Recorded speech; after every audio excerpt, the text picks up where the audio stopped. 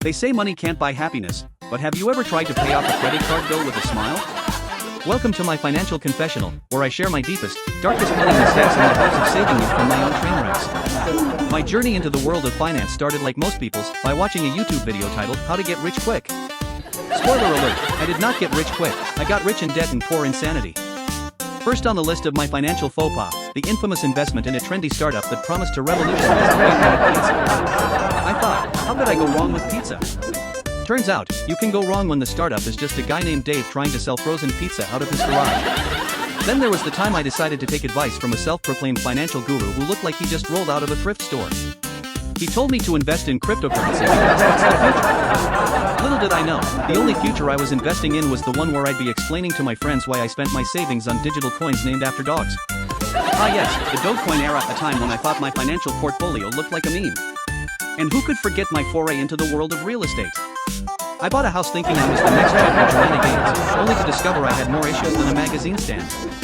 The roof leaked, the plumbing was a disaster, and I learned that fixer-upper really means bring your toolbox and a therapist. Speaking of therapists, I should have considered hiring one when I tried to budget for groceries.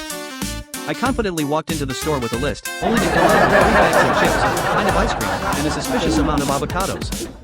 I mean, who doesn't need 5 avocados at once, right? It's called planning for the future. Then there was my brief but intense love affair with online shopping.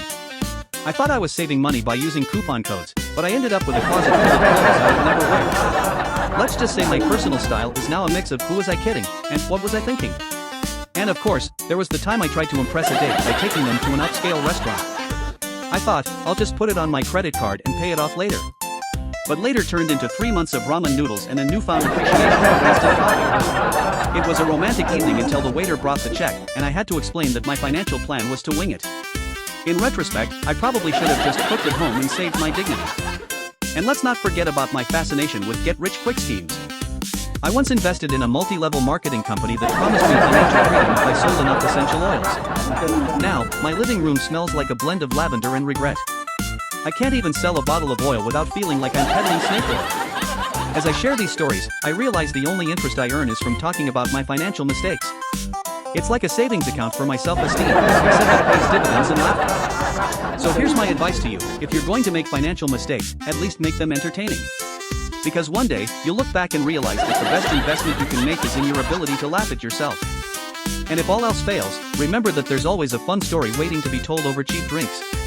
In the end, I might not be rich, but at least I'm rich in stories. So, cheers to my financial blunders, may they serve as cautionary tales and, more importantly, great dinner conversation.